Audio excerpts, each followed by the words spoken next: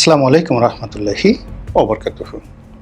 সম্মানিত দর্শক, এই ভিডিওর মাধ্যমে আপনাদের সঙ্গে আমার যে যোগাযোগ হয়, it's one set of communication, দেশের এবং দেশের বাইরের। বহু মানুষ মন্তব্য করেন এই ভিডিওর যে ইনবক্স হয়েছে সেখানে গিয়ে। অনেকে সামাজিক মাধ্যম যেমন ফেসবুক, টুইটার, লিঙ্কডইন, সেখানে আমার একটা অবাধ যাতায়াত রয়েছে, কমিউনিকেশন রয়েছে। সেখানে অনেকে অনেক কথা বলেন। আমার মোবাইলে কেউ টেলিফোন করেন, কেউ মেসেজ দেন, কেউ হোয়াটসঅ্যাপে মেসেজ দেন। এবং রাস্তাঘাটে যখন আপনাদের অনেকের সঙ্গে দেখা হয়, ঠিক এই সময়টিতে সবার মুখে প্রথম যে কথা সেটি হলো, আর পারছি না। ভয়, সীমাহীন ভয় কুড়ে কুড়ে খাচ্ছে সকল মানুষকে। সে ভয় কিসের? নিরাপত্তাহীনতার। সাধারণত এ রাষ্ট্রের যে পুলিশ, তার সঙ্গে জনগণের যে সম্পর্ক, এটি শতাব্দীর পর শতাব্দী ধরে যেভাবে চলে আসছে, এই প্রথম আমরা যেটা ব্রিটিশ জমানাতেও দেখিনি, তারপর পাকিস্তানেও দেখিনি, মুক্তিযুদ্ধের সময় দেখিনি, স্বাধীন বাংলাদেশেও দেখিনি। সব কিছু বাংলাদেশে হয়েছে। রাজা গিয়েছে, রাজা এসেছে, রাজা মরেছে, নতুন রাজা এসেছেন, মন্ত্রী গিয়েছেন, এমপি গিয়েছেন, পার্লামেন্ট ভেঙে গিয়েছে, কত কিছু হয়েছে। ঘূর্ণিঝড় হয়েছে, তারপর দক্ষিণাঞ্চল থেকে শুরু করে বিভিন্ন এলাকাতে প্রাকৃতিক দুর্যোগে তছনছ হয়ে গেছে। কিন্তু থানা পুলিশ সবসময় ছিল। এই প্রথম আমরা সেই পুলিশবিহীন একটি রাষ্ট্র। কিছুদিনের জন্য আমরা সেই দুর্ভোগ দুর্দশায় ছিলাম। আর এখন দৃশ্যত পুলিশ আছে, কিন্তু ঠিক অন্তরের অন্তঃস্থল থেকে পুলিশের যে সার্ভিসটি, এটি হচ্ছে না। এখানে জনগণের সঙ্গে পুলিশের সম্পর্ক, আওয়ামী লীগের সঙ্গে বিএনপির সঙ্গে পুলিশের সম্পর্ক, পুলিশের সঙ্গে সেনাবাহিনীর সম্পর্ক, তারপর পুলিশের সঙ্গে কোর্ট কাছারির যে সম্পর্ক, সব মিলিয়ে এই পুরো বাহিনীটি একটা মানবতার সময় কাটাচ্ছে। যেমন দেখা গেল যে বিভিন্ন জায়গাতে সেনাবাহিনীর সদস্যদের সঙ্গে পুলিশের বাকবিতণ্ডা হচ্ছে, দ্বন্দ্ব সংঘাত হচ্ছে, এবং ক্ষেত্র বিশেষে পুলিশের লোকজন মার খাচ্ছেন। এবং যেহেতু পুলিশ সামাজিক মাধ্যম ওরিয়েন্টেড একটি সংগঠন, তো তারা আবার করছে কি, তাদের সেই দৃশ্যগুলো, তাদেরকে যে পেটানো হয়েছে, এখন সেই পেটানো হয়েছে ছাত্রদের সেই আন্দোলনের সময়, পরবর্তীতে এই এখনো পর্যন্ত যে সকল ঘটনা ঘটছে আমরা জানতে পারছি না কোনো পত্রপত্রিকার মাধ্যমে, কিন্তু সামাজিক মাধ্যমে, ফেসবুকে, হোয়াটসঅ্যাপে এরকম পুলিশের যারা সদস্য, তারা অসংখ্য ছবি, নিজেদের যে নির্যাতন এবং অসহায়ত্বের যে ছবি, তারা প্রচার করে যাচ্ছে। ফলে পুলিশ ঘুরে দাঁড়ানোর কোনো সম্ভাবনা না থাকার কারণে পুরো জনমনে একটা অস্বস্তিকর পরিবেশ তৈরি হয়েছে। তো এই কারণে কি হচ্ছে, যতটা না দুর্ঘটনা ঘটছে, যতটা না ছিনতাই, রাহাজানি, ডাকাতি, যা কিছু হচ্ছে, তার চেয়ে আতঙ্ক মানুষের মধ্যে ছড়িয়ে পড়েছে, অনিশ্চয়তা মানুষের মধ্যে ছড়িয়ে পড়েছে। এবং দেখা সাক্ষাৎ হলেই মানুষ দীর্ঘশ্বাস ছাড়ে এবং নিজেদের সেই দুঃখের কথা একজন অন্যজনকে বলে। ঢাকা শহরে আওয়ামী লীগ জমানাতে কতগুলো ডাকাতি হয়েছে তার কোনো হিসেব নেই। কিন্তু এখন একটা ডাকাতি হলেই সেখানে কারা কারা জড়িত, কজন ধরা পড়েছে, মুহূর্তের মধ্যে আতঙ্ক চারিদিকে ছড়িয়ে পড়ছে। তো এটা আমাদের যে 18 কোটি মানুষের জীবনে যে অস্থিরতা, সেই অস্থিরতাকে বহুগুণে বাড়িয়ে তুলেছে। দ্বিতীয় যে বিষয়টি, সেটি হলো দ্রব্যমূল্য। এতে কোনো সন্দেহ নেই যে বর্তমান যে রেজিম, এই রেজিমের কোনো নিয়ন্ত্রণ নেই বাজার ব্যবস্থার উপর। এমনকি আমার কাছে মনে হচ্ছে তারা জানেও না যে এগুলোর নিয়ন্ত্রণ কিভাবে করতে হয়। এবং এই সিন্ডিকেটের সঙ্গে রাজনৈতিক যে দলগুলো রয়েছে, আওয়ামী লীগ, বিএনপি, জামাত, জাতীয় পার্টি, তাদের হয়তো পরিচয় আছে অনেকের সাথে অনেকের। যেমন ধরুন এস আলম।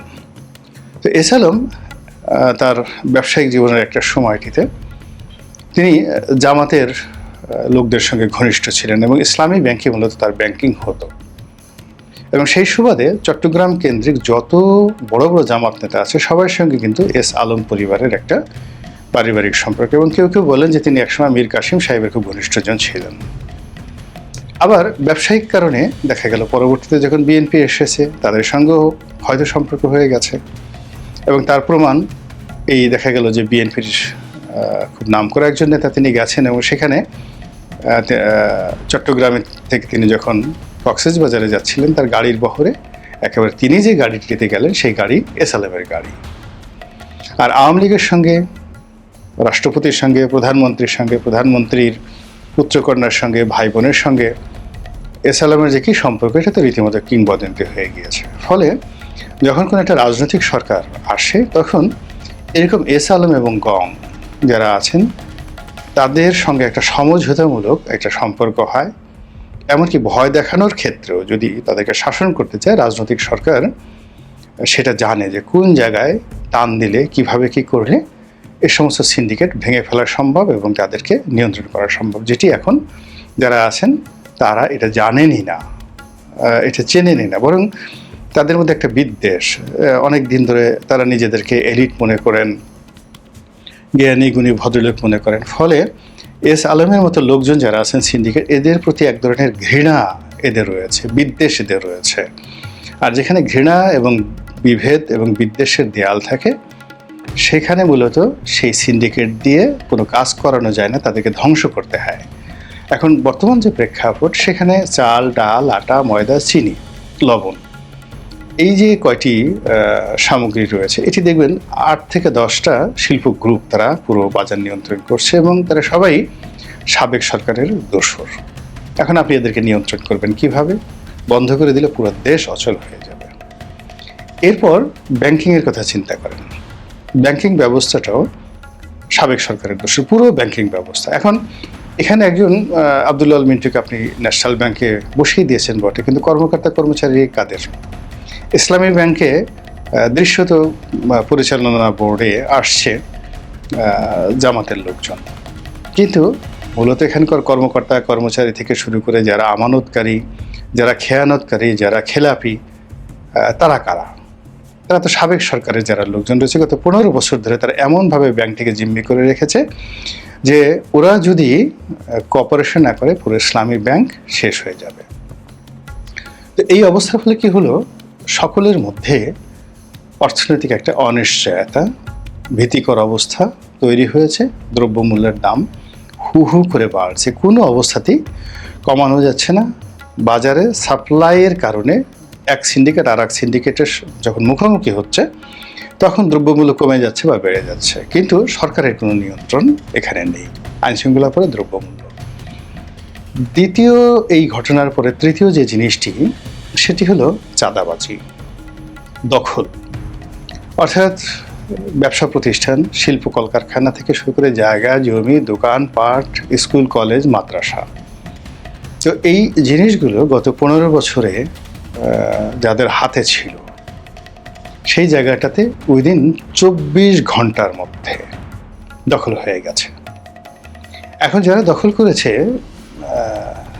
তাদের ক্ষুধা ছিল দীর্ঘদিনের এবং তারা প্রশিক্ষিত নন, এবং তাদের মধ্যে আপনি যখন একটা জঙ্গলি ভাব, হায়নার মতো একটা মানে বিশ্রী রকম একটা অবস্থা, আপনি যখন একজন স্বাভাবিক মানুষের কাছে কোনো খাবার সামগ্রী দেন আর একজন জঙ্গলির কাছে কোনো খাবার দেন, একজন ক্ষুধার্তর কাছে কোনো খাবার দেন, বা একজন স্বাভাবিক মানুষের কাছে ওয়াক্ত যখন হয় তখন আপনি তাকে খাবার পরিবেশন করেন, তখন সেখানে যে ধরনের পরিবেশ হয়, আপনি জঙ্গলি কী করবে, কামড়ে সব কিছু তছনছ করে ছেড়ে দেবে, ক্ষুধার্ত যা খাবে তার বেশি অপচয় করে সারা মুখে লাগিয়ে ফেলবে। এখন গত 15-20 বছর যাবৎ যারা ক্ষুধার্ত ছিলেন, যারা মন্দ কাজ করেছেন, তারা এখন অনেকটা ভাল্লুকের চরিত্র নিয়ে, হায়নার চরিত্র নিয়ে ঝাঁপিয়ে পড়েছেন এই দখলবাজিতে, চাঁদাবাজিতে, তারপর লুটপাটে এবং আরও অনেক কিছুতে। এর ফলে কি হলো, লুটপাট যেটা আগে ছিল সেটার মধ্যে একটা আর্ট ছিল এবং সেটা একটা সহনীয় মাত্রায় ছিল। এবং দৃষ্টিকটু, মানে দেখতে দেখতে কিছু লোক এই অপকর্ম করে, এখানে এসে বিল দেয় না, এখানে এসে মাসের চাঁদা নেয়, এটি মানুষের সওয়া হয়ে গেছিল, চোখে তারা সহ্য করতে পারছিল। কিন্তু যখন বুভুক্ষ, হায়না, ক্ষুধার্ত, তারপর অসভ্য এই মানুষগুলো রাতারাতি এসে সেই জায়গাগুলো দখল করে, তখন কিন্তু মানুষ এইগুলোকে খুব দৃষ্টিকটু মনে হয়। যেমন ধরুন, আপনার বাড়ির সামনে 10টা ছেলে মাস্তানি করছে, আজকে 10 বছর যাবত তাদেরকে দেখতে শুনতে আপনি অভ্যস্ত।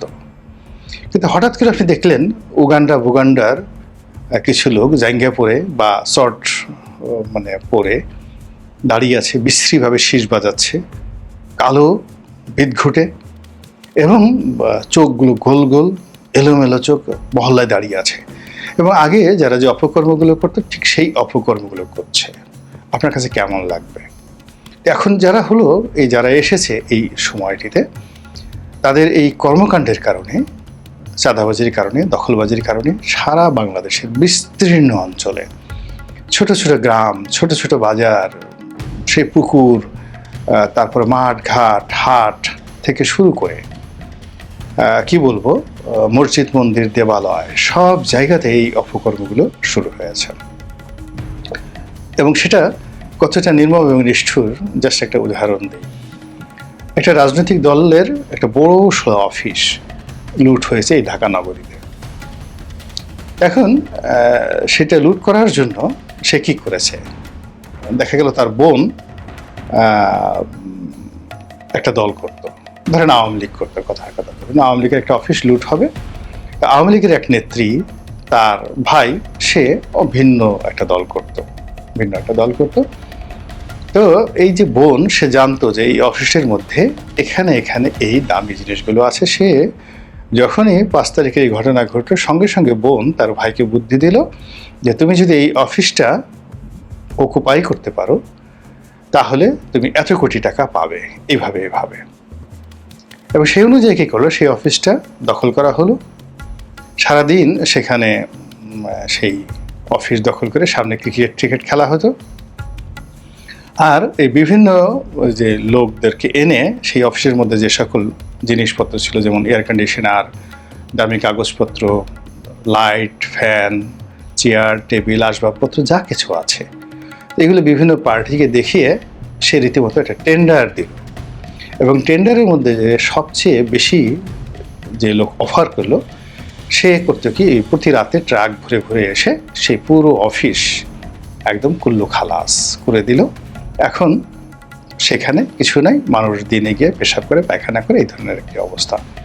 তো এইরকম ম্যাটিকুলাসলি, মানে চাঁদাবাজির যে জিনিসগুলো ম্যাটিকুলাসলি পরিকল্পনা করে করা হয়েছে, তার সঙ্গে সঙ্গে আবার খাবলে খাওয়ার মতো ঘটনা ঘটেছে। তাই দৃশ্য যে যারা দেখেছেন তারা সবাই তো আওয়ামী লীগ করেন না, বা যে দল আছে, ধরেন জাসদের কথা, সবাই জাসদ করেন না, কিন্তু এই দৃশ্য যারা দেখেছেন তারা সবাই কিন্তু মোরাললেস আতঙ্কিত হয়ে পড়েছেন। এবং সেই আতঙ্ক থেকে রক্ষা পাওয়ার জন্য রাষ্ট্রের পক্ষ থেকে, সরকারের পক্ষ থেকে যে ধরনের স্ট্রং মেজার্সগুলো নেওয়ার দরকার ছিল, তা তো নেওয়া হচ্ছেই না। চারিদিকে কেবল উদাসীনতা। সেই উদাসীনতার মধ্যে আমরা এগিয়ে যাচ্ছি। কতদূর এগোতে পারবো আল্লাহ রাব্বুল আলামিন জানেন। আল্লাহ আমাদের সবাইকে হেদায়েত দান করুন এবং হেফাজত করুন। আসসালামু আলাইকুম ওয়া রাহমাতুল্লাহি ওয়া বারাকাতুহু।